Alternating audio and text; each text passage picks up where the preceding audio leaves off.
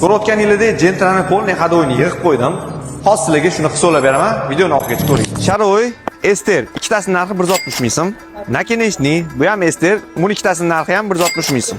Rulovoy Sharnir, buni ham ikkitasining narxi 160 ming so'm. Stabilizator Tiage, buni ikkitasining narxi 110 ming so'm. Sunny Block, buni quyma varianti ikkitasining narxi 70 ming so'm. Xuddi shuni rezinkali varianti 50 ming so'm. Shtanga vtulka, buni hammasining narxi 150 ming so'm.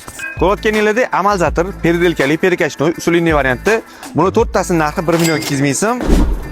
Bonusiga bo'lsa usulli chashka qo'shib beramiz. Ko'rayotganingizdek Gentrani polni hadoyiga 860 ming so'm pul ketyapti, amalizatoriga 1 million 200 ming so'm pul ketyapti. Buni общий установкасini 450 ming so'm qilib beramiz. Donib bitta narsa esdan chiqib qolibdi, yo, to'xtab tur.